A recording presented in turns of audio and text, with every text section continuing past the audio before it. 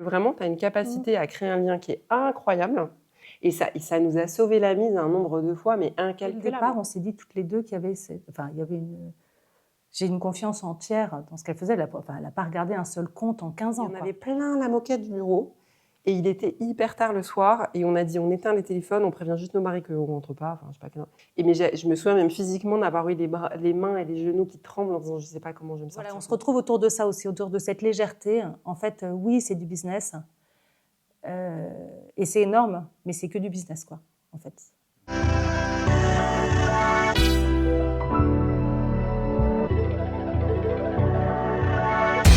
Mine de liens, des dirigeants qui se dévoilent peu à peu, des liens qui se tissent, des coachs qui éclairent.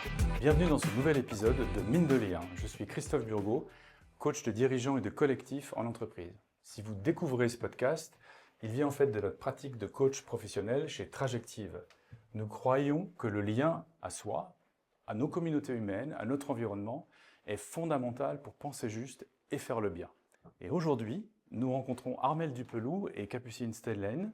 Laissons-nous inspirer par leurs témoignages, écoutons ce qu'on ne raconte pas d'habitude, mine de rien. Alors aujourd'hui, je suis accompagné de Philippe Malavaux. Philippe. Merci Christophe. Je suis coach de dirigeant également chez Trajective et je suis passionné d'aventure humaine. Aventure humaine que j'aime explorer, en particulier chez les leaders et les entrepreneurs. Et donc on accueille justement des femmes engagées, des entrepreneuses engagées aujourd'hui. Armelle Dupelou, Capucine Steinlen.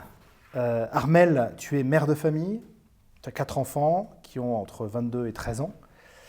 Et tu as récemment rejoint la fondation Good Planet comme directrice des partenariats et de la levée de fonds. Une fondation qui regroupe des sujets de protection de l'environnement, de développement social et de création de liens entre acteurs qui sont mobilisés autour de projets de bien commun. Et Capucine, tu es mère de famille également, maman de 3 enfants de 21 à 14 ans, jusque-là directrice d'un fonds de dotation pour l'environnement et qui part rejoindre une association, les Tréteaux Blancs, qui crée des spectacles de théâtre pour enfants hospitalisés à travers la France. Mais Armelle et Capucine, en fait, vous avez surtout 10 ans que vous avez passé ensemble, un projet professionnel que vous avez créé, que vous avez porté ensemble. 10 ans, c'est pas rien. Mais c'est quoi ce projet ? En fait, on a travaillé ensemble pendant 10 ans et on se connaît depuis 20 ans. Ça fait 20 ans juste maintenant. Et le projet qu'on a monté ensemble, c'était un projet à la fois d'entreprise et un projet qui allait au-delà de l'entreprise. Donc l'entreprise, c'était une petite marque française qui avait pour mission de designer, de créer, de produire et de distribuer des vêtements de femmes enceintes. Donc on distribuait un peu partout en France et en Europe. Donc ça, c'était le métier de base.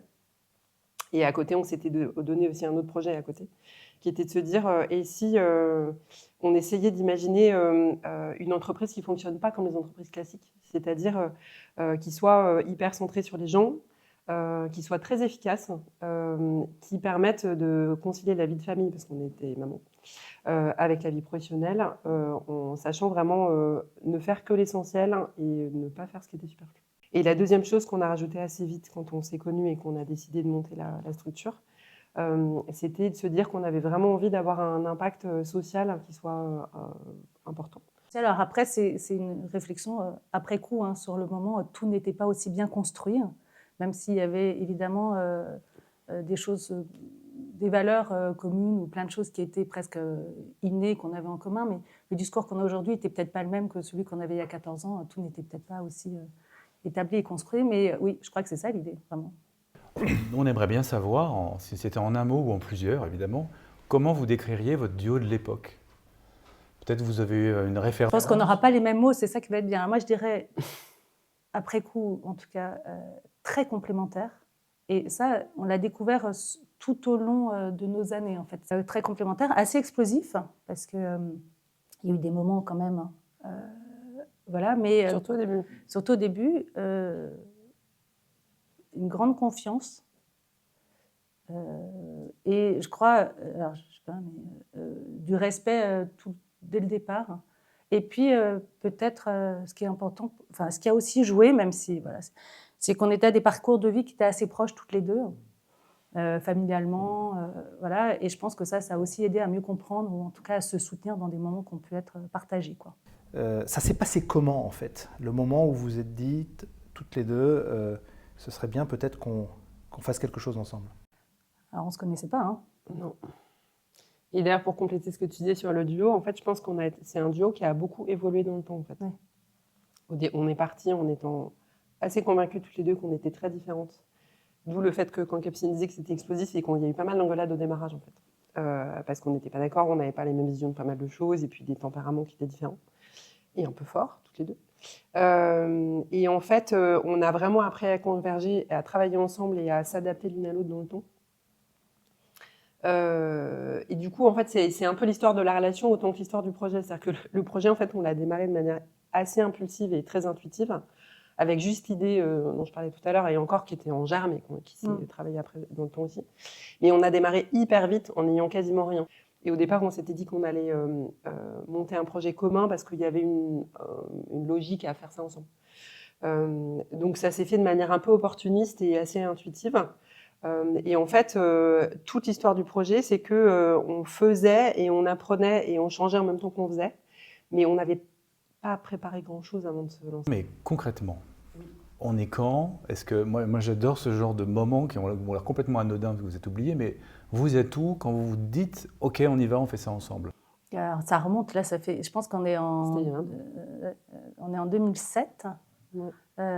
On se rencontre par une connaissance qui nous met en relation en disant vous avez certainement des choses à partager, et on se retrouve dans un parc à Paris où on a cette première connexion qui fonctionne. Moi, j'ai fait une première ébauche de business seule, Armelle aussi, et je pense qu'on était faites pour... on était déjà dans cette première expérience en train de se rendre compte que ce n'était pas forcément l'endroit où on devait être. En tout cas, on cherchait autre chose. Et en fait, on est en fin d'année, ou pas loin, on la rentrée, et on part une semaine, très vite, se dire on va aller travailler ensemble un business plan, c'est ça? Moi, j'ai pas tout à fait le même souvenir en termes de déclencheur, mais bon, grosso modo. On parle bien du même projet, hein? Ouais, on parle... ouais. Non, mais ça n'empêche pas... Enfin, juste pour répondre à la question vraiment du déclencheur, on avait chacune notre projet, et on était en phase test des projets et des produits, parce que c'est du produit qu'on vendait. Et du coup, pour tester les produits et voir s'il y avait quelque chose, parce qu'on était les ventes privées. On s'était dit, on va tester quelques ventes privées à Paris pour voir ce que ça donne. Vrai. Donc, on a fait des ventes privées qui ont eu un succès relatif, je dirais, parce que quand c'est en pleine journée avec des femmes qui bossent, elles n'ont pas le temps. Du coup, on a eu pas mal de temps pour parler. Vrai. Et on en a fait peut-être 2. Et à la fin de la deuxième, on s'est regardé, on s'est dit, et si on creusait l'idée de le faire ensemble? Donc, c'est venu comme ça, en fait. Mais en fait, je pense que c'est un peu... une relation professionnelle, c'est comme une relation amicale, une relation amoureuse. En fait, vous sentez assez vite les personnes vers lesquelles vous avez envie d'aller. Et puis, c'est la bonne personne, le bon moment, le bon endroit. Enfin, il n'y a pas de business plan, hein, c'est ce qu'on a vu tout à l'heure. Mais qu'est-ce que vous faites pendant cette semaine ensemble? Qu'est-ce qui se passe? Alors, en fait, si on a quand même fait, dans mon souvenir, on a fait 2 choses. On ne va pas avoir le même souvenir, donc dis-toi. C'est ça qui est marrant. On est parti à la campagne et on s'est dit, il faut qu'on pose quand même un tout petit peu notre intention, ce qu'on a envie de faire quand même en termes de business. Sur quoi on s'est quand même lamentablement planté parce qu'on était parti sur un business model B2C avec de la vente en ligne. Énorme erreur, donc déjà ça c'était faux. Mais bon, c'est pas grave. Donc ça, on a quand même réfléchi un tout petit peu à ça, et à côté, on a quand même passé beaucoup de temps à se dire, comme justement on se connaît pas et que monter une boîte c'est nouveau pour nous deux, on part sur un business qu'on connaît pas. En fait, aucune de nous n'avait travaillé dans le textile avant, donc c'était pas évident. Et que tout est à construire, on va poser les bases de ce qui pour nous est vraiment essentiel en termes de valeurs, de ce qu'on veut pas, de comment on a envie de travailler. En fait, les piliers à la fois de la relation et de ce qui était essentiel pour nous en termes de principe de management de l'entreprise, en fait. Plus que vraiment le business. Exactement. Et on parle aussi du quotidien. Comment on va gérer nos vacances, combien on va être payé, comment on va faire quand il y en a une qui n'est pas là. On parle de tous les sujets qui peuvent être tabous quand vous parlez de ça à une amie, par exemple, parler de vacances ou d'argent. Là, on ne se connaît pas, donc finalement, c'est assez facile. Et on peut poser toutes les questions qui nous paraissent importantes. On parle quand même un peu de chiffres. Alors moi, je suis quand même assez des chiffres. On parle quand même un peu de chiffres aussi, parce qu'on est quand même à 2. On est là pour gagner de l'argent. C'est un business qu'on monte. Donc on parle de chiffres, on commence à élaborer des collections un peu, mais c'est vrai que l'essentiel de notre business, enfin l'essentiel du temps passé, à ce moment-là, c'est se rencontrer et voir si effectivement on peut construire une histoire ensemble, sachant que on est comme au stade où les gens nous disent vous allez vous associer potentiellement, il est hors de question que ce soit un 50-50 parce que c'est contre-productif pour une entreprise. S'il y en a une qui bloque, vous bloquez toute l'entreprise. Et que c'est très clair dans notre tête que toutes les deux, on aura 50-50 chacune et qu'il n'y en aura pas une qui aura 51-49. Donc il est essentiel qu'on trouve, qu'on sache si on va pouvoir travailler ensemble pour ne pas nous bloquer et bloquer l'entreprise. Je ne sais pas ce que tu en penses, Philippe, mais moi, ça fait un écho par rapport à ce que nous, on fait dans la pratique de coaching. Parce que là, le lien, il est fondamental, c'est notre credo évidemment, mais il est fondamental dans le démarrage au-delà de tout ce qu'on a fait. Et c'est un lien courageux parce que vous vous êtes dit des trucs qui pouvaient vraiment faire complètement casser l'affaire en fait dans l'histoire. Oui, en fait, moi ce que je constate et qui est singulier en fait chez toutes les deux, c'est qu'il y a souvent une espèce de prudence, de retenue, et qu'on travaille justement dans ces temps de coaching qui soient individuels ou qui soient collectifs. Il y a pour lever les freins et les barrières qu'il peut y avoir. J'ai l'impression que cette singularité, c'est qu'elles ont joué l'authenticité dès le départ, et donc ça a été fluide dès le départ. Et ça vous a sans doute encouragé et rassuré, et vous avez continué sans retenue. Mais c'est la singularité. C'est très inspirant. Alors, si on prend le fil de l'histoire, donc il y a ce démarrage, à quel moment vous avez vraiment le sentiment de faire société, d'être ensemble dans la même barre complètement, parce que je comprends qu'il y a tous les temps d'ajustement, il y a peut-être les ventes privées, puis d'autres événements. Est-ce que vous avez le souvenir d'un moment où vous vous dites « Waouh, on est dedans, c'est notre boîte, on est toutes les deux ». Moi, je dirais que c'est le premier salon. Alors j'allais dire pareil, voilà, je pense que c'est ce moment. Parce qu'en fait, assez vite, on a pivoté, on a changé notre business model, on s'est aperçu qu'en fait, il y avait une erreur fondamentale dans le fait de vouloir faire des vêtements de femmes enceintes assez haut de gamme, donc un peu chers, qui nécessitent un essayage et de les vendre en ligne. Ça marche. Et donc, on a décidé de passer sur un autre business model qui consistait à dessiner des collections et après aller sur des salons professionnels en France, à l'étranger, présenter les collections à des acheteurs pro français et européens, prendre des précommandes et les fabriquer et ensuite livrer. Donc, c'est le moment où vraiment on a eu l'impression de rentrer dans la cour des grands, terme un peu fort, mais de vraiment rentrer sur quelque chose qui était vraiment business pour de vrai. Donc, c'était un moment à la fois pro et aussi perso, parce qu'on était ensemble et qu'on l'a fait tous les deux. Voilà, pour moi, c'est le moment fondamental. Alors moi, je te rejoins. Je pense qu'il y a aussi l'embauche du premier salarié, qui est hyper important, parce que, j'allais pas dire qu'on casse le binôme, enfin, d'ailleurs, ça a été un moment un peu particulier, parce qu'on s'est retrouvés, on était à deux, donc le deux fonctionne, et puis d'un coup, on a rajouté une troisième personne, il se trouve que c'était mon assistante, qui était une de tes amies aussi. Donc ça déséquilibre le duo aussi, on passe en trio, voilà. Et il y a eu la prise de conscience qu'il fallait qu'on s'entoure de vrais pros sur le secteur sur lequel on était, qui a été une étape dans l'entreprise aussi, quand on a commencé à faire des shootings professionnels, à recruter des vrais mannequins, à partir sur avoir des vrais photographes, à engager des budgets. Voilà. Je pense que là, on était entreprise avant, mais on est passé sur un stade différent, où on sortait un peu de l'artisanat. Et puis, il y a eu l'entreprise reconnue sur laquelle on ne vous pose plus ces questions, sur laquelle que vous fassiez des fringues ou autre chose, voilà, où vous passez un statut d'entrepreneur. Quoi. Ouais, de dirigeant. Voilà. Ouais. Et quand vous êtes dans le textile, il y a un peu ce biais-là où ça peut être un peu où on s'occupe. En fait, c'est qu'il y avait une biais. On est des femmes, c'était il y a 20 ans. Il y avait quand même un gros machisme sur le sujet. Enfin, moi, j'ai quand même le souvenir de quelques rendez-vous où c'était comme ça, chez le banquier ou ailleurs, où grosso modo, ils nous regardaient en rigolant et en disant, bon, et en fait, dans l'idée, c'était une danseuse, et heureusement qu'on avait nos maris qui gagnaient leur vie à côté, quoi. Et on se disait, mais ça serait un homme qui serait assis à notre place dans la chaise là, il n'oserait jamais poser les mêmes questions, en fait. Et ça, vraiment, ça me tendait vraiment beaucoup. Ouais. Et du coup, on a senti qu'on avait crevé un peu ce plafond-là le jour où il y a eu 2 trucs. On a été sélectionnés pour le concours de BFM Business. Et on est arrivé en finale ou demi-finale, je ne me rappelle plus, mais vraiment tout au bout. Et le deuxième, c'est quand on a fait une levée de fonds qui n'était pas énorme, mais on a levé des fonds hyper vite. Mais je crois en un mois, quoi, à une vitesse phénoménale. Et là, les gens regardaient, ils ont fait « Ah ouais, quand même, on est capable, on sait le faire ». Mais c'est vrai que voilà, je pense que quand on est une femme, peut-être moins maintenant, mais il y a 20 ans, j'ai l'impression qu'il fallait faire ses preuves 2 fois plus qu'un homme, en fait. Moi, quelque chose qui m'intrigue dans les réponses que vous apportez à la question de Christophe, c'est j'ai l'impression, à vous écouter depuis tout à l'heure, il y a quelque chose de monocéphale, vous êtes interchangeables. Est-ce qu'il y a quelque chose qui a joué aussi au moment où vous avez fait société, dans la répartition des rôles? Moi, je dirais que la répartition des rôles, elle s'est faite de manière assez fluide. Et qu'au début, on a eu besoin de passer beaucoup de temps ensemble pour 2 raisons. La première, c'est qu'on ne se connaissait pas et qu'il y avait toute cette espèce de fondement, de pilier d'intention, de valeurs. Et après, en fait, on partait sur un business auquel aucune de nous deux ne connaissait absolument rien, quoi. Donc, il a fallu qu'on apprenne ensemble et qu'on élabore le projet ensemble. Donc, toute cette partie, on l'a faite ensemble. Voilà. Et en fait, assez vite, après, on s'est réparti les rôles. De manière un peu, pour simplifier, Capucine s'occupait de l'argent qui rentre et qui sort. Donc, tout ce qui était commercial et aussi gestion financière, DAF et tout ce qui est technique aussi. Et moi, je m'occupais du produit. Donc, dessiner, superviser. C'est un peu schématique parce qu'après, on validait beaucoup de choses ensemble et puis après, on est des équipes assez rapidement. Mais ça s'est fait de manière assez naturelle. Parce que Cap est super bonne sur tout ce qui est Excel, administratif, DAF. Elle fait ça hyper bien alors que moi je suis nulle. Et après, la partie produit, je l'ai prise assez naturellement parce qu'il se trouve que moi j'avais une affinité couture et j'en avais déjà fait pas mal. Et que comme finalement on a décidé de rester sur ma partie, c'est-à-dire le produit mater, comme j'avais déjà commencé à travailler dessus, c'était assez naturel que je continue. Donc ça s'est fait de manière assez naturelle finalement. Qu'est-ce que tu en penses ? Non ? C'est pas la même? Pas la même version. Bon, d'accord. Alors, si la répartition, telle que tu l'as dit, c'est faite. Moi, j'ai pas du tout cette appétence que tu as pour le dessin, etc.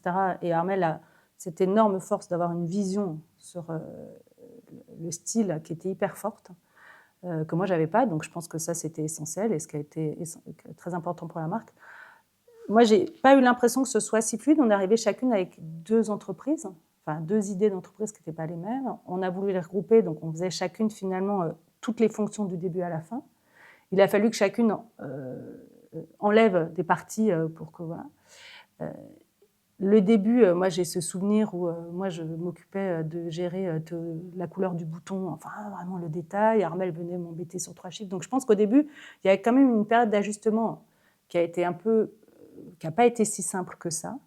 Même si, effectivement, tu as pris le style et j'ai pris plutôt la partie finance de la société. Mais on avait quand même chacune tendance à aller voir ce que faisait l'autre, quoi. Et, Tu veux dire au sens de contrôler?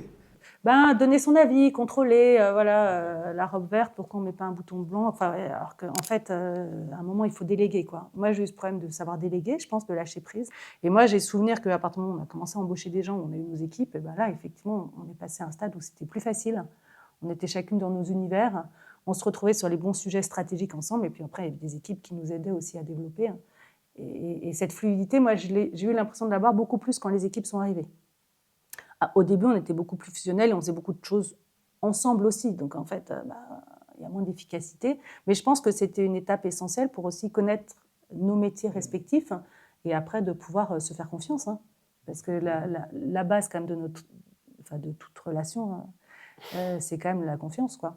Comme vous l'expliquez, en fait, vous avez appris à être dirigeante dans cette aventure-là, à grandir. Il y a un côté très initiatique, je trouve, qui est intéressant. Et l'histoire est belle, on va voir s'il y a des moments plus difficiles dans quelques instants. Mais à quel moment, à quelle occasion, l'une a bluffé l'autre? Moi, je pense qu'il y avait... il y a eu... Alors, si, moi, je sais où elle me bluffe, en tout cas. Je ne sais pas... C'est ce que j'ai déjà exprimé pas mal, mais elle ouvre des portes que moi, je ne vois pas, en fait. Vraiment. Elle a cette capacité, cette vision qu'on n'est pas sur les mêmes chemins, en fait. Donc, moi, j'ai un chemin, et elle est à côté, et tout d'un coup, elle ouvre des portes qui, pour moi, sont inconnues, que ce soit en style, en vision, en développement de créatif. Et donc ça me bluffe à chaque fois, en fait. Parce que ça ne fait pas partie de ma capacité de voir ça, en fait. Tu as un souvenir en particulier ? J'ai pas de souvenir précis, j'ai juste le souvenir de lui dire de temps en temps « Armelle, fais-moi un dessin, je ne comprends pas ce que tu me dis, en fait. Je ne comprends pas. » Et donc, elle m'explique. Alors, il y a beaucoup de gestes, il y a beaucoup de bruit, il y a beaucoup de blablabla. Et puis, d'un coup, je la regarde et je lui dis « J'ai rien compris, quoi. Je ne vois pas où tu vas, quoi. » Et donc, elle me fait un dessin, on en parle, et puis elle s'énerve, puis parce que je lui dis non. Et en fait, voilà, ça, je pense que c'est le truc qui me bluffe et que j'ai apprécié. Voilà. Ça a contribué à renforcer le lien entre vous. Alors qu'a priori, quand tu le dis, là, on pourrait se dire que ça te perd un peu. Non, parce que dans un business, il faut quelqu'un qui ouvre des portes que vous ne voyez pas, en fait. C'est essentiel, sinon c'est très linéaire. Merci. Moi, je pense à 2 trucs. Justement, pour rebondir sur ce que tu dis, j'avais pas pensé avant, mais je me souviens très bien de Fais-moi un dessin, je vois pas. Et où, et où parfois, à court d'arguments, elle finissait par me dire, bon, écoute, je comprends pas, mais je te fais confiance. Et donc, cette acceptation de lâcher prise sur un truc où et pas trop, et me disant, bon, allez, ok, on y va, quoi. Et je trouvais ça super, parce qu'elle aurait pu me dire, bah, en fait, non, tu m'enquiquines, je veux pas, quoi. Bah non. Donc ça, c'est quand même super. Et il y a un autre truc aussi qui est assez bluffant chez Capucine, c'est elle a une capacité à mettre les gens dans sa poche parce qu'elle est vraiment gentille en fait, et vraiment sympa. Et que Capucine fait des choses sérieuses sans se prendre au sérieux. Et en fait, du coup, ça marche, mais c'est hallucinant. Vous mettez Capucine dans une pièce n'importe où, avec un client, un fournisseur, quelqu'un avec qui il faut renégocier des échéances de paiement, des machins, n'importe qui, le contrôleur des impôts, enfin, on n'a pas eu ça, mais voilà. Au bout de 10 minutes, c'est son meilleur copain. Et c'est pas fake, en fait.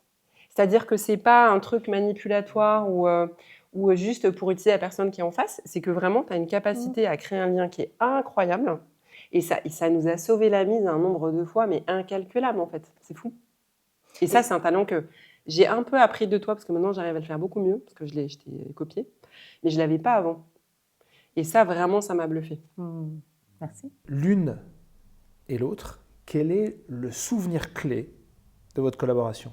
Quand on était dans notre bureau ici, les Moulineaux, j'ai une vision où je nous vois toutes les deux, genre à 4 pattes, avec je sais pas combien de classeurs ouverts. Est-ce que c'était de la prod? Si je sais, c'était en Bulgarie. On avait eu une usine en Bulgarie avec laquelle on a eu des problèmes et c'était un feuilleton. Et on aurait pu écrire un bouquin avec ce truc.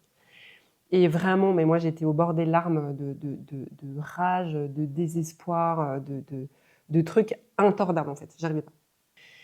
Et à l'époque, tout était imprimé, on avait des classeurs tout imprimés, il y avait des paquets entiers. On produisait beaucoup, donc il y avait beaucoup de fiches techniques, de machin. Et là, vraiment, j'étais au fond du gouffre en train de me dire, je vais pas y arriver en fait. Et Capucine m'a dit, toujours avec sa bonne humeur légendaire, me dit, c'est pas grave, je reste, je vais t'aider. Sachant que les rôles étaient quand même hyper répartis, donc il fallait que je lui explique tout. Et donc, on s'est retrouvés à je sais pas quelle heure le soir à avoir tout étalé, toutes les fiches techniques, les produits avec les échantillons, les machins. Et il y en avait plein la moquette du bureau. Et il était hyper tard le soir. Et on a dit, on éteint les téléphones, on prévient juste nos maris qu'on ne rentre pas. Enfin, je sais pas quel... Mais je me souviens même physiquement d'avoir eu les mains et les genoux qui tremblent en disant, je sais pas comment je vais me sortir de ce truc, quoi. Et on s'est retrouvés à 2 et elle m'a aidée et on a tout trié, tout rangé. Après, je suis repartie avec mes petits classeurs et je savais dans quel ordre il fallait que je fasse les trucs. Et c'était bon. Mais on a eu quelques moments comme ça où vraiment chacune a lâché complètement ce qu'elle avait à faire pour aller dépatouiller un truc abyssalement compliqué pour l'autre. En fait. Et après, moi, j'ai plein de moments, effectivement, tu as raison, de solidarité qui étaient assez naturels pour nous. Moi, j'ai le souvenir vraiment des salons quand on partait à l'international, où c'était des vrais moments, c'était la colonie, quoi. On partait avec une voiture remplie, tu avais une espèce de vieille voiture horrible, là. On mettait tout dans le coffre, on a fait des tournées en Belgique, on a fait l'Allemagne. Et en fait, je crois que ce qui était génial, c'est que on s'échappait peut-être un peu de notre cocon familial. Il y avait beaucoup d'enfants quand même en bas âge, là. Et puis on partait. Et c'était l'aventure, quoi. J'ai ce souvenir-là, moi, je crois, de bons moments passés. On passait des heures, on a quand même une grande capacité à beaucoup parler toutes les deux, donc on passait des heures en voiture à papoter. Il n'y avait pas besoin de la radio, c'était tranquille. On écrivait, il n'y avait aucun frein, il y avait une liberté totale. Donc moi, c'est ce souvenir-là de partir, qui était super, qui était vraiment très chouette. Bon, alors c'était une belle énergie d'enthousiasme, et je suis curieux forcément de savoir s'il y a eu des moments difficiles, des moments pas forcément graves, mais des moments quand même où, là je parle du lien et de la collaboration, parce que ça c'est notre sujet, où ça se tend en fait, ça se complique. Et on pourrait douter, on pourrait avoir envie un peu de dégager l'autre, ou de revenir dans son giron en fait. Et si ça a eu lieu, comment vous avez traversé ça? Il y a eu un moment tendu quand on était à Issy-Moulineaux. Je pense qu'on avait qu'une salariée, c'était dur financièrement, on n'était pas encore suffisamment structuré. La prod, c'était un enfer. En fait, on avait des collections qui étaient hyper larges, avec des toutes petites quantités de production. Armelle, il passait un temps fou. Elle était épuisée. On n'avait pas encore passé le cap de pouvoir négocier avec des partenaires plus grands. Donc, il y a eu ce moment-là, d'épuisement, et on part à un salon en été.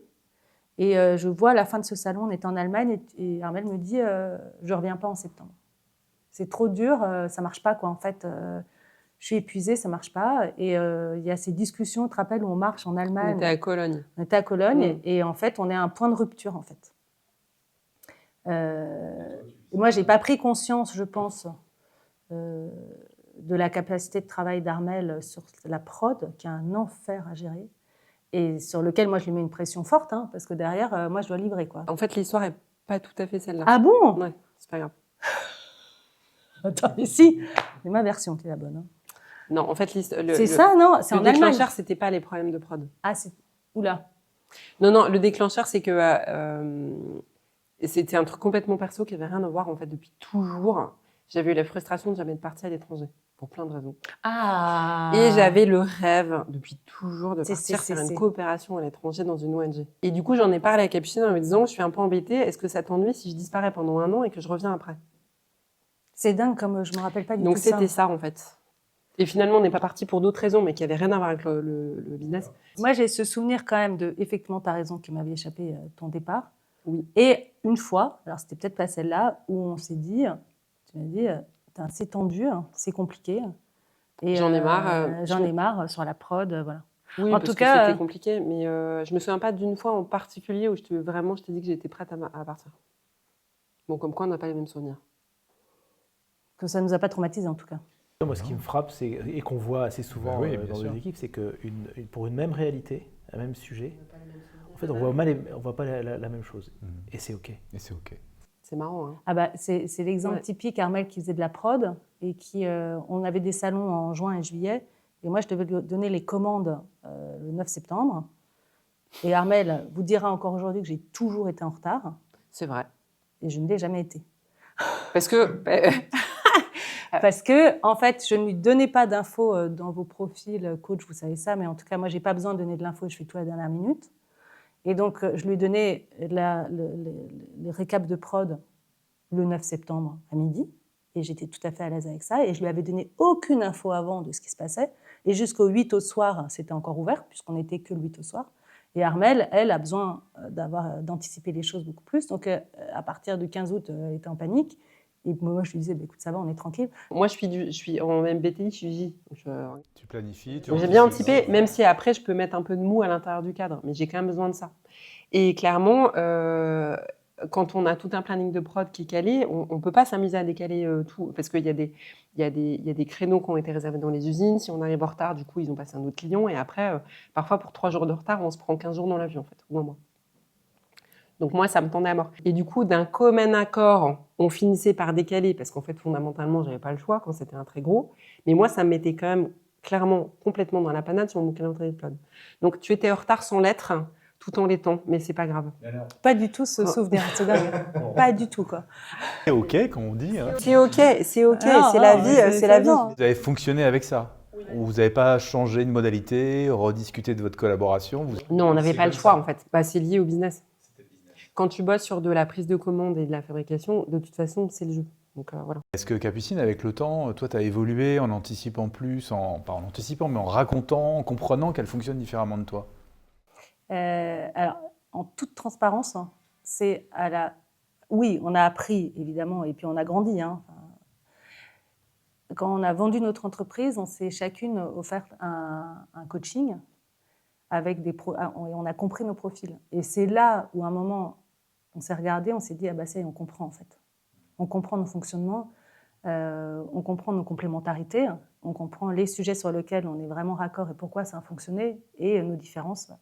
Donc c'est un peu après coup, hein, où on a mis des mots peut-être sur ce qui était très intuitif chez nous. Pour moi, il y a un truc qui arrivait comme assez vite quand on disait que c'était explosif. Alors en l'occurrence, celle qui explosait, c'était moi. Ouais. Parce que comme le disait Capucine, moi au début, j'ai pris la prod alors que je n'y connaissais rien. Et en fait, là où au départ, on était parti sur nos belles illusions, notre bel idéal en disant on va utiliser la loi de Pareto, faire les 20% d'efforts et de temps et d'énergie qu'il faut les 80% de résultats, c'est super sur le papier, mais dans la pratique, quand on démarre un business auquel on ne connaît rien et sur lequel on apprend tout sur le tas, ce que tu disais à la fois sur l'aspect de direction, la répartition des rôles. Moi, j'avais jamais fait ça avant, j'étais consultante. Et Capucine, toi, tu faisais autre j'étais chose chez en Carrefour, marketing. ouais, quoi. ouais. Donc, c'était vraiment dur, en fait. Et Capucine, qui aime communiquer une fois que les choses sont faites, ne me disait pas ce qu'elle faisait. Donc moi, mon vécu à moi, c'était que je bossais 14 heures par jour. Je passais ma vie dans ma bagnole. Je rentrais hyper tard le soir. Je trimballais des rouleaux, des machins. C'était compliqué, c'était chaud, c'était dur. Et qu'elle, elle était tranquille au bureau, toute seule ou avec notre assistante, à passer des petits coups de fil et qu'elle ne me parlait que de ce qui n'allait pas ou qui n'était pas fait en fait. Et du coup, un jour, vraiment, j'ai explosé, cocotte minute. Et en fait, on s'est posé et j'ai dit à Capucine, dis-moi ce que tu fais. Et en fait, ça m'a rassurée. Je me rappelle tout Et en fait, à partir du moment où elle m'a dit ce qu'elle faisait et pas ce qui n'était pas fait, ça a dégonflé la baudruche. Et je me suis aperçue qu'elle aussi, elle avait plein de merde. Mais que comme en plus, elle a un tempérament très joyeux et très heureux. Donc du coup, elle me parlait de tout ce qui allait bien et de tous les côtés qui étaient cool. Ou alors éventuellement de il y a tel ou tel machin qui est en retard, mais c'est pas grave. Et j'avais l'impression qu'elle les prenait à la légère, alors que c'était juste une question de com en fait. C'était pas factuel. Et à partir du moment où on a factualisé sur ce qui était fait et ce qui n'était pas fait, et ben c'était OK. Et donc, ça a permis de rééquilibrer et que j'ai moins cette perception, qui était une perception, d'être celle qui se tapait un boulot qui était quand même honnêtement très, très, très pénible, un peu seule pendant que c'était la bamboula au bureau. En fait, c'était faux. Voilà. Ouais, alors je pense que c'était faux et pas complètement. Je pense qu'il y a eu une période où finalement, moi, j'ai sous-estimé tout ce boulot-là qui était assez ingrat, hein, qui était très dur. Et effectivement, quand je disais, quand on était à deux et qu'il y a eu l'embauche de cette salariée, ça a déséquilibré. Je pense que ça a fragilisé à un moment notre binôme, quand même. Parce que, on se rappelle bien, toi, tu étais de l'autre côté de la vitre, moi, j'étais avec cette personne avec qui je m'entendais bien, on rigolait. De l'autre côté, Armelle était là. Donc, ça a fragilisé un moment. Je pense que c'était ce moment-là, ici, le Moulinou, c'était un peu tendu, c'était compliqué. Mais après, comment on l'a réglé ? Oui, je crois que c'était... On avait des modes de communication qui n'étaient pas du tout les mêmes. Moi, j'ai été un peu étonnée quand je me suis pris la cocotte minute, là. Mais j'ai compris et j'ai appris, et c'est ça qui est riche, en fait. C'est de se dire comment l'autre fonctionne. Ah, il faut l'attention. Pour le coup, quand on parlait un peu de choses qui fonctionnent, moi, j'ai beaucoup plus de mal à faire du feedback positif que fait Armelle, qui est quelque chose que j'ai appris de chez elle, en fait. De dire aux gens, ça c'est bien. Moi, je me rendais compte qu'effectivement, je faisais, puis quand ça allait pas, je disais, ça va pas, mais j'oubliais souvent de faire le feedback positif, qui est essentiel, évidemment. Et que Armelle fait beaucoup plus. Donc moi, j'ai aussi appris ça. Et donc voilà, on s'est enrichi chacune de ce que faisait l'autre par mimétisme. Hein, Vous êtes découverte par l'expérience. Nous on sait qu'on nous mobilise, ou en tout cas, on challenge un peu les gens qu'on accompagne sur la connaissance de soi, parce qu'ils nous disent, non, mais on connaît, et puis on connaît très bien l'autre, c'est bon, etc. Et puis dès qu'on fait un certain nombre d'ateliers, d'exercices, de travaux, en fait, les gens se disent, mais je ne savais pas du tout que tu étais comme ça. C'est quand même assez compliqué de comprendre l'autre, surtout dans les fonctions de direction. Donc là, c'est un beau témoignage, je trouve, du fait que, heureusement, vous aviez probablement cette plateforme de démarrage de valeurs dont tu parlais, Capucine, qui a permis que même quand ça explosait, la cocotte minute, vous ayez la possibilité de continuer. Mais dans d'autres cas, ça n'arrive pas parce qu'on ne se l'est pas dit ou on se l'est dit trop tard. Et je pense qu'il y avait, quand on parlait de confiance, il y a la confiance et puis il y a l'honnêteté, la générosité. Armelle, dès le départ, on s'est dit toutes les deux qu'il y avait, j'ai une confiance entière dans ce qu'elle faisait. Elle n'a pas regardé un seul compte en 15 ans, quoi. J'aurais pu faire n'importe quoi. Il n'y a jamais eu, même si on n'était pas d'accord, même si on n'avait pas les mêmes fonctions, il y a toujours eu cette égalité parfaite dans nos fonctions, dans nos... Ouais. Et puis, il y a un truc qu'on ne s'est pas dit, mais qu'on a fait de manière intuitive, c'est que quand une des deux s'est plantée ou a foiré quelque chose, et c'est arrivé, hein, clairement. Ouais, l'autre était là. L'autre n'est pas allé lui dire « Pas du tout. Attends, écoute, ça arrive à tout le monde, allez viens, comment on peut dépatouiller le truc et je vais t'aider. » Et ça, je pense que c'est aussi un truc qui est hyper aidant pour que ça dure. Et comment ça se finit ? Parce qu'on a l'impression que c'est tellement fort, puissant, intense, etc. Et il y a un moment où ça s'est terminé. Donc c'est quoi l'histoire de la fin ? Alors vas-y, parce que je pense qu'on a encore une autre version. Moi, je dirais qu'il y a il y a plusieurs éléments qui ont fait qu'à un moment, j'ai un peu saturé, en fait. Ça ronronnait. Alors, on avait enfin réussi à atterrir sur un mode de fonctionnement qui était chouette, avec une équipe qui était sympa, on avait un nouveau bureau qui était hyper bien, on avait du super client, et il y avait une espèce de petite musique de fond qui commençait à prendre de plus en plus de place, en tout cas chez moi, et on en a pas mal parlé avec Capucine. La première, c'est une prise de conscience écologique, en fait, sur l'impact écologique de notre activité. Donc l'aspect social, on l'avait plus ou moins, je vais y revenir, mais l'aspect écologique, en fait, moi, comme j'avais le nez dans la prod à longueur de temps, j'ai vu des choses sur de l'emballage, l'impact du plastique sur des emballages, la pollution engendrée par les teintures, des produits, des choses comme ça. Et ça a commencé à beaucoup me travailler, en fait, vraiment de plus en plus. Mais en fait, en face, le client, il n'était pas prêt à bouger, donc c'était vraiment dérangeant. Donc il y avait ça. Et il y avait un autre élément aussi, c'est que les salariés, c'est pas facile, en fait. C'est-à-dire que nous, on était plein de beaux idéaux, on voulait manager bien, être sympa, et on avait face à nous des gens qui étaient très inégaux. Enfin, on a eu pas mal de gens qui sont passés par chez nous, mais avec un côté parfois un peu revendicatif, et puis un peu bourrique. Et moi, avec le temps, ça m'a un peu saoulée, quoi. Alors moi, j'ai pas le même ressenti sur les salariés. Moi, j'ai toujours trouvé ça super, hein. Même s'il y avait des moments de doute. Mais par contre, comme Armelle, il y a une espèce de process autour de l'écologie qui s'est mis en place. Et moi, je m'en rappelle très bien. Une nuit, je me suis réveillée chez moi, j'avais des enfants, je leur faisais manger du quinoa bio et du machin, on a viré le Nutella, l'huile de palme. Et je me suis réveillée une nuit, je ne savais plus comment je m'appelais. En fait, le lundi matin, j'avais des produits qui partaient en Australie, qui partaient au Japon, et ça ne marchait plus, en fait. Il n'y avait plus d'alignement.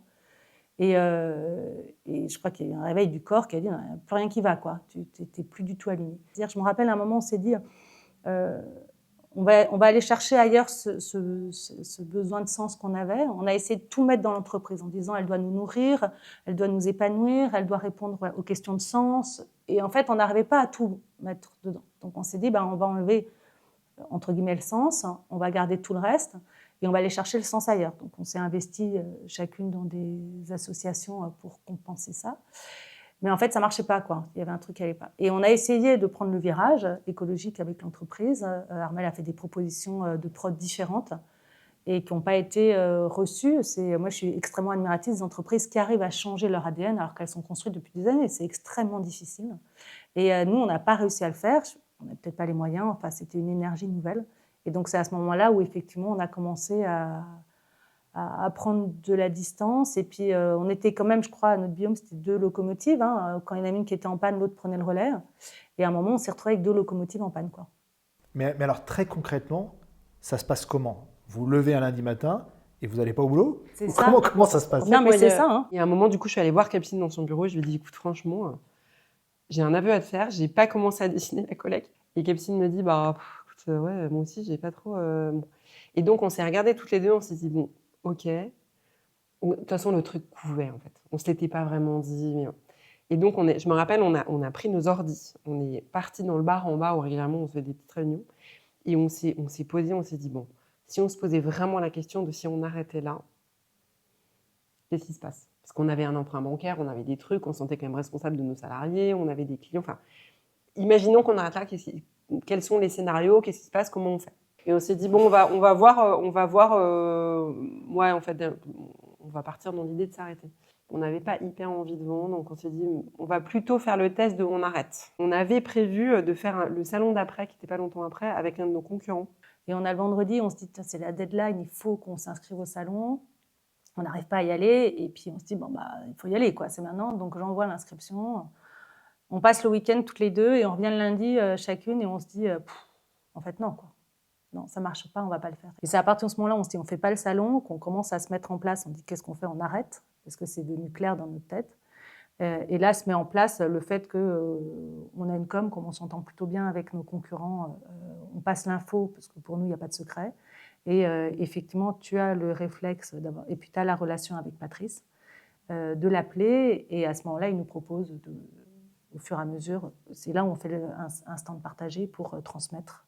La chance qu'on a, qui est une chance extraordinaire, c'est qu'on est prête en même temps, en fait. Et ça, c'est pour moi rare, parce qu'il pourrait y avoir un moment des besoins différents, financiers, des changements de vie, n'importe quoi. Une qui a envie de continuer, l'autre pas. Et en fait, il se trouve qu'en même temps, les 2 locaux sont en panne en même temps et qu'on est OK, quoi. Bon, en fait, ça faisait quelques années qu'on était en train, nous, de shifter personnellement. Et on avait des ados, nos aînés, qui étaient en mode pénible, ado, je veux des baskets de marque et des machins et toujours plus. Et on essayait de leur répondre non, non, non.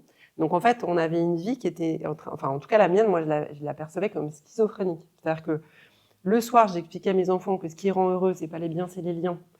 Qu'on s'en fout d'avoir 3 paires de baskets au lieu d'une, et voilà. Alors qu'après, le lendemain, je revenais pour vendre toujours plus, en fait. Et ça, je me rappelle que cette conversation, on l'avait eue avec Capucine qui faisait le commercial et qui était dans la même situation à la maison, en fait, que moi. Et ça, c'est quand même des choses sur lesquelles on avait beaucoup parlé, on avait beaucoup échangé, on s'était beaucoup alignés.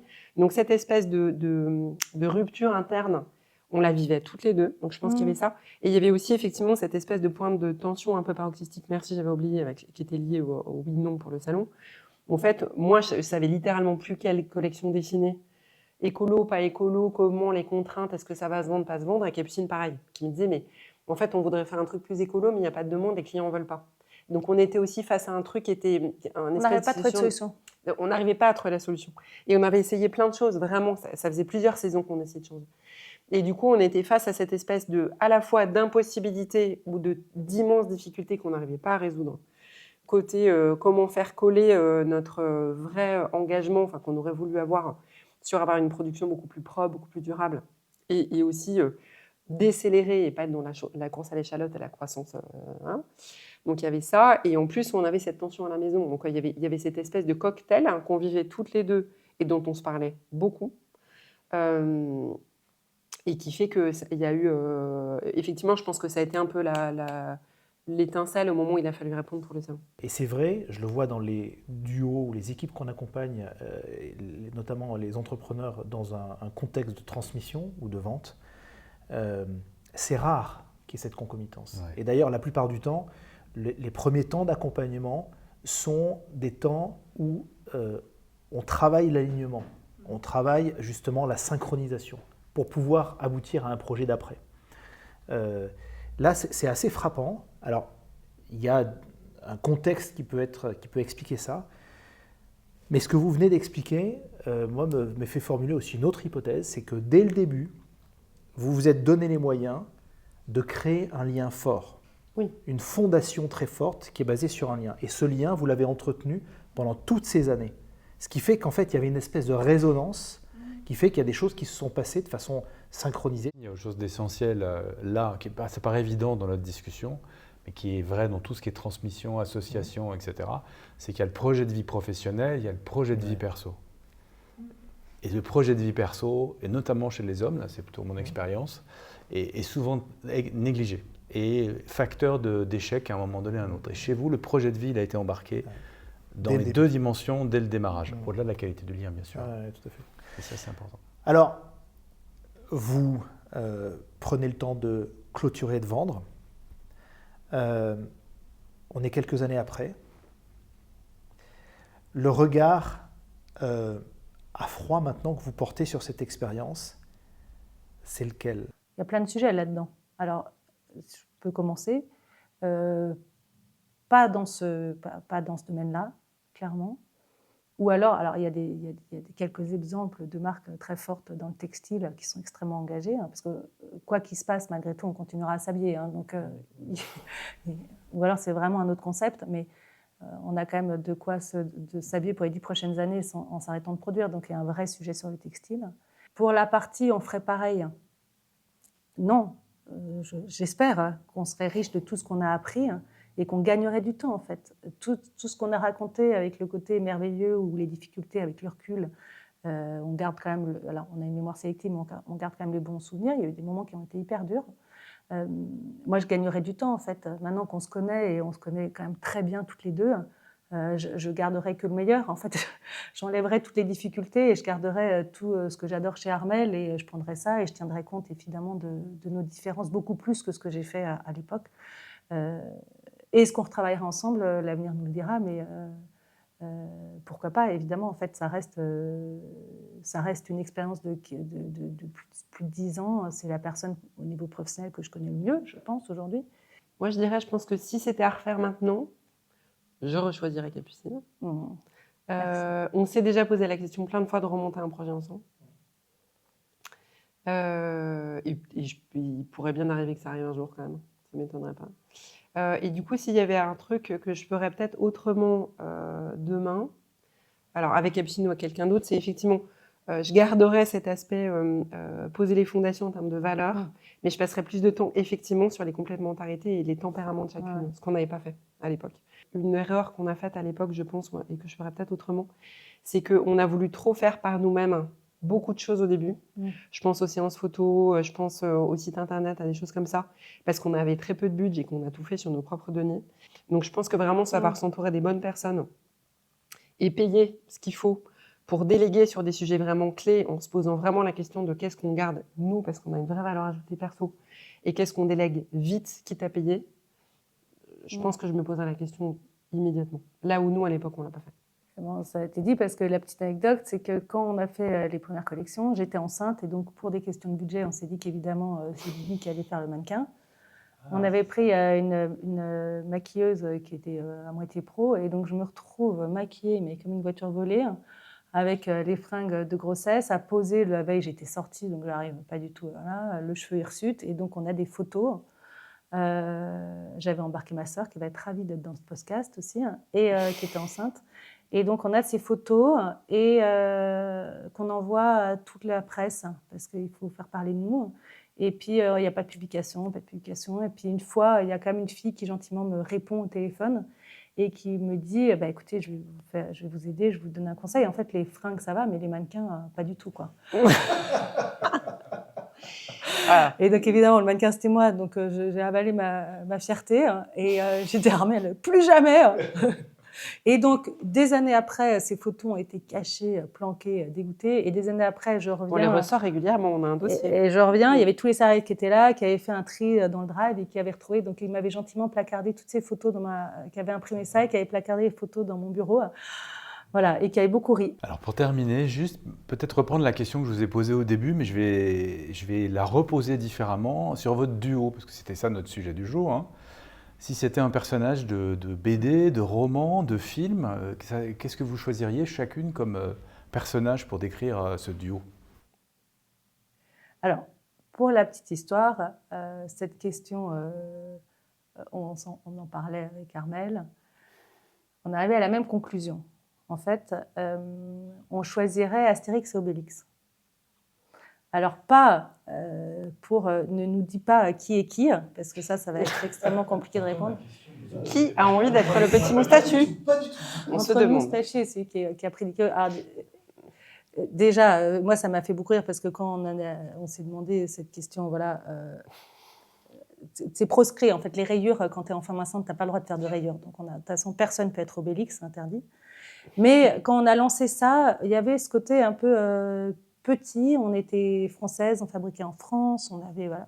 Et on était face à des énormes marques qui étaient hyper puissantes, voilà, qui avaient des gros moyens, qui étaient partout dans le monde. Donc il y avait ce côté un peu village gaulois, quoi, un peu tous contre les autres. Donc en fait c'est ça. Et en fait on retrouve, je crois, ça nous a toujours beaucoup fait rire, Astérix, Obélix, on aime bien ce genre de blagues potaches.